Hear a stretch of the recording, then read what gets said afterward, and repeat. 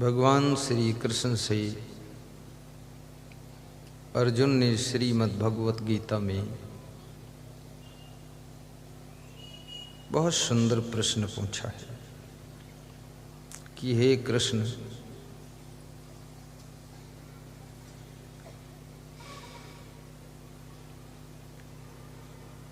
संसार में जो लोग सुख चाहते हैं फिर भी सुख नहीं पाते हैं, तो किस कारण से सुख नहीं पाते?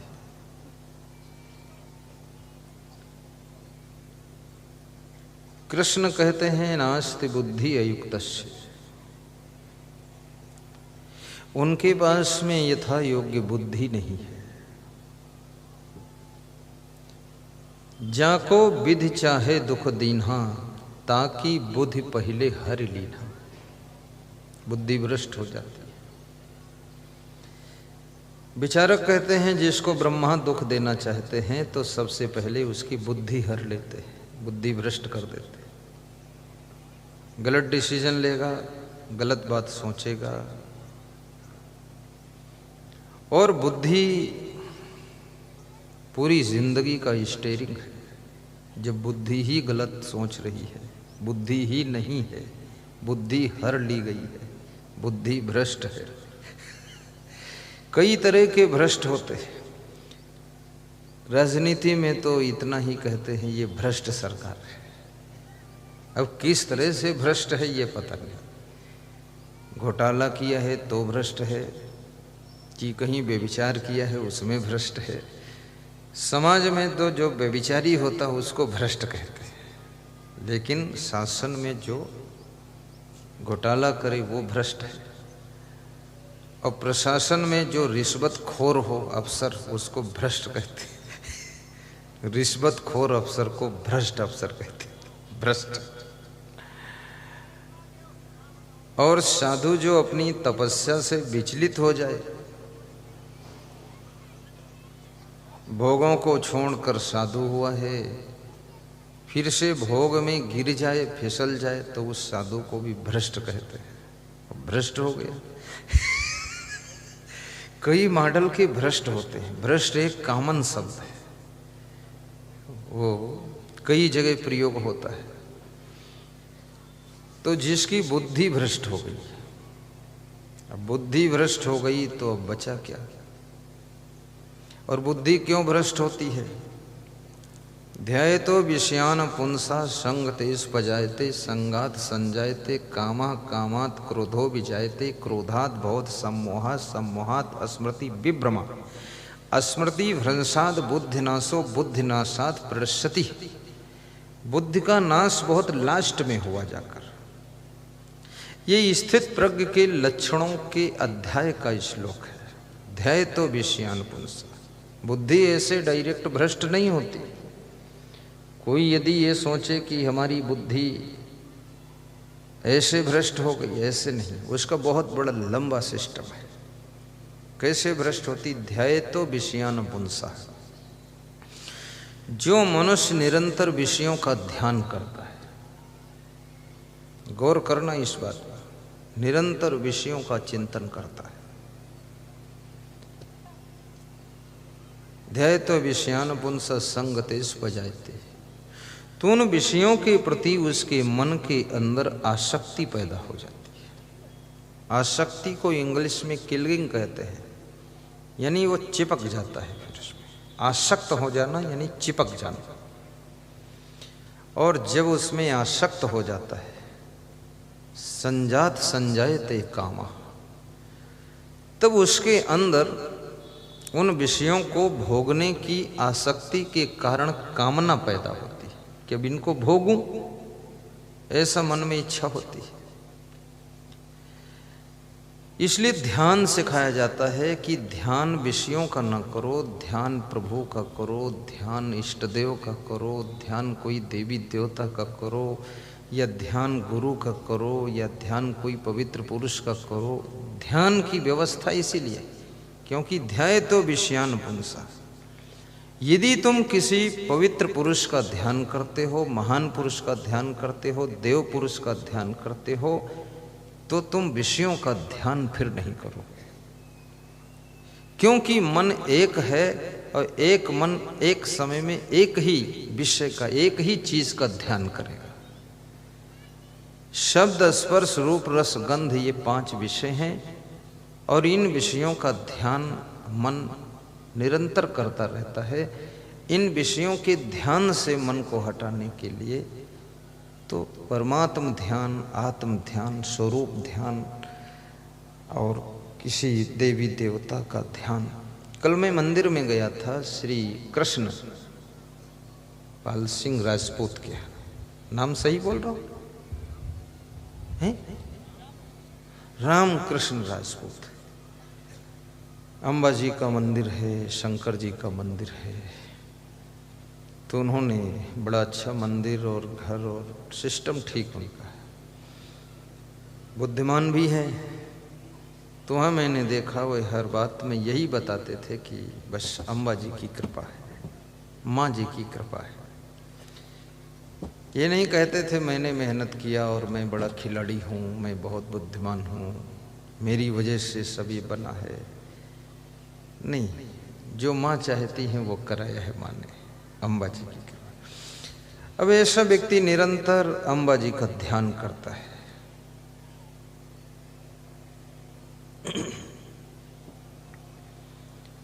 उनको मैं धन्यवाद देता हूँ। और बड़ी मजे की बात, अम्बा जी ने सपने में उनको इशारा भी दिया कि तुम खाली मेरा ध्यान करो लेकिन थोड़ा व्यवसाय भी करो। तो निर्मल मसाले बनाना शुरू किया और मैं मसाले चेक करके लिए एक एक पीस सब लाया कि मैं चेकिंग करूंगा, सैंपल सही बन रहा गलत बन रहा है। तो मसाला तो उनका 100% टॉप का है, बिना मिलावट का है। मैं धन्यवाद देता हूं निर्मल मसाले आपके, धन्यवाद है। और जिसका मन निर्मल होगा वही निर्मल मसाला बना सकता है, और जिसका मन निर्मल नहीं वो मसाला में कुछ मिला सकता है। निर्मल मन जन सो मोहि पावा। तो ध्यायतो विषयान पुंस संगते स्पजायते, संगात संजायते कामा, कामात क्रोधो विजायते। अब जब विषयों में आसक्ति हो जाती है और आसक्ति होने पर उसको भोगने का मन होता है, काम भोग की इच्छा पैदा होती है। विशाल देव ने एक बहुत बड़ी बात कही है कि शब्द, रूप, रस, गंध, ये जो 4 विषय है, यदि इन पर आपका नियंत्रण है तो स्पर्श विषय के फंद में नहीं पड़ोगे। फिर तो ये 4 विषय ऐसे विषय हैं जो आपको स्पर्श विषय में ढकेलने के लिए, गिराने के लिए सहयोग करते हैं। और मुख्य विषय है स्पर्श विषय। स्पर्श विषय से बचना कोई साधारण बात नहीं। इसलिए जो साधु सन्यासी होते हैं उनको बहुत नियम, विचार, संयम से दूरी बनाकर रहना चाहिए, साधु सन्यासियों को। क्योंकि मनुष्य के अंदर कुसंग पा करके वासनाएं पैदा हो जाती है। जैसे आप देखते होंगे जो बरसात में खरपतवार उगते हैं और अभी गेहूं में नहीं उगेंगे, फरवरी में नहीं उगेंगे, जेठ में नहीं उगेंगे, पर पानी बरसने के बाद तुरंत खेत में वो खरपतवार उगते हैं। तो खरपतवार अभी क्यों नहीं उग रहे? मिट्टी तो वही है, जमीन वही है, और खेत में पानी भी किसान डाल रहा है, खेत की सिंचाई कर रहा है, अभी उग क्यों नहीं रहे फिर वो खरपतवार? इसलिए नहीं उग रहे हैं कि उनको अनुकूल मौसम अभी नहीं मिल रहा है, पूरा जो सिस्टम मिलना चाहिए। और वही खरपतवार के बीज सुरक्षित रूप से खेत के अंदर मिट्टी में छिपे हुए पड़े रहते हैं। जब वर्षा ऋतु आती है, वर्षा का पानी बरसता है, वर्षा का मौसम मिलता है, तो वह छिपे हुए बीज खरपतवारों के जो मिट्टी में पड़े हैं वह तुरंत अंकुरित हो जाते हैं और खरपतवार उगकर खड़े हो जाते हैं। ऐसे कुसंगत की वर्षा जब होती है तो आपके अंदर भी ये वासना के बीज जो छिपे पड़े वह अंकुरित होने लग जाते हैं। इसलिए कुसंग से दूर रहो। साधु सन्यासी के लिए तो यहां तक कहा गया है कि अपने मां के पास भी उसको छू कर नहीं बैठना चाहिए। जिस दिन से साधु हो गया है, बहन को भी छूना नहीं चाहिए जिस दिन से साधु हो गया। मैं जब साधु नहीं था तो भी मैं साधु जैसा ही रहता था।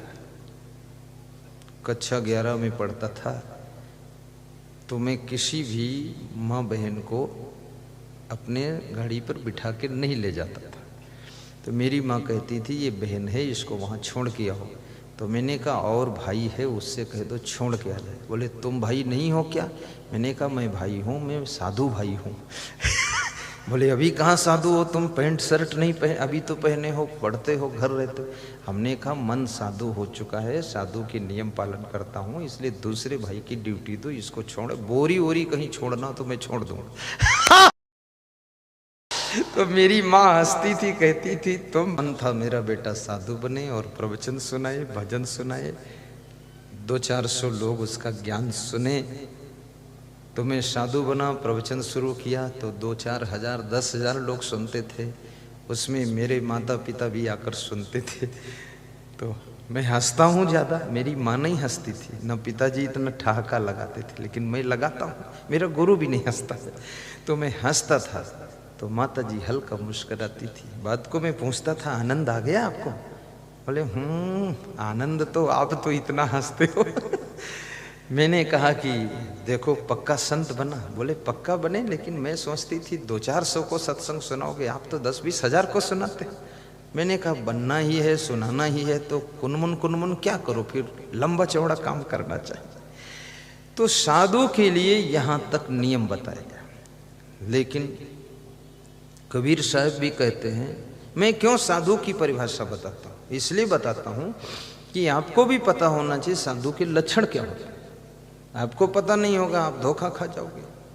जो भी कपड़ा साधु जैसे पहने होगा आप कहोगे हाँ स्वामी जी स्वामी जी स्वामी जी, दंडवत दंडवत, वो तुमको दंड देगा। वो तो कुछ नहीं, समझना है साधु को। तो वो साधु का लक्षण है। संगेत संजायते कामा, कामात क्रोधो विजायते। जब उसके अंदर भोगों की इच्छा पैदा होती है और भोग भोगने में जब बाधा पड़ती है, जो भी बाधक बनता है तो उसके ऊपर क्रोध आता है। आपकी कामनाओं में जब बाधा आती है तब आपके अंदर भयंकर क्रोध पैदा होता है। किसी प्रकार की कामना हो, ऐसा नहीं काम वासना की कामना, और भी कामनाएं बहुत होती हैं। धन प्राप्त करने की कामना है, जैसे चोर है, डाकू है, वो तुम्हारे घर में आता है चोरी करने, डकैती डालने के लिए, और धन की कामना है, धन प्राप्त करना चाहता है, तुम्हारा धन लेना चाहता है। हालांकि ये बेईमानी है, आपने मेहनत से कमा कर रखा तो तुम क्यों लेना चाहते हो? बेईमानी से लेना चाहते हो, दबंगई के साथ। तुम्हारे घर आ गया तो तुम क्या कहते हो? जो लेना है ले लो, लेकिन मेरी जान छोड़ दो। तुम बुद्धिमान हो। लेकिन कुछ लोग ऐसे होते हैं, भीड़ भी जाते हैं कि इतनी मेहनत से कमाया था और तुम धन मेरा ले जाओगे, तो मारपीट भी हो जाती चोरों से, डाकुओं से।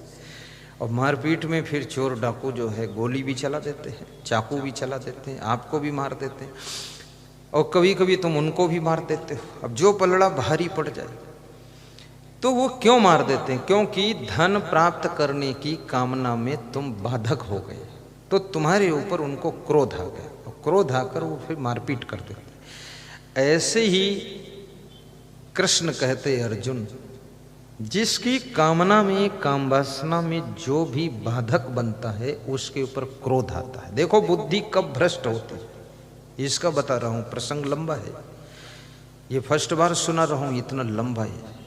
क्योंकि ज़्यादा गहराई से सूक्ष्म तत्व ज्ञान का सत्संग करो तो लोगों को नींद आने लगती है। ये बड़ी समस्या है, इसलिए मैं हा हा हो हे हो मैं कर देता हूँ।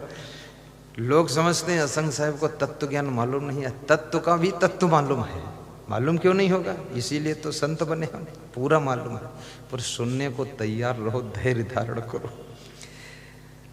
अब जब मनुष्य को क्रोध आता है तो क्रोधाद भवति सम्मोह, क्रोध के उत्पन्न होने से उसका जो मन है वो फिर सम्मोहित हो जाता है, यानी विवेक खो जाता है। क्रोधात बहुत सम्मोहा, सम्मोहात स्मृति विभ्रमा, और सम्मोहन होने से उसकी स्मृति में भ्रम पैदा हो जाता है। स्मृति फ्रेश नहीं रहती है, उसको फिर ज्ञानवान कुछ स्मृत नहीं रहता, याद नहीं रहता कि हमें क्या करना चाहिए क्या नहीं करना चाहिए, वो सब भूल जाता है।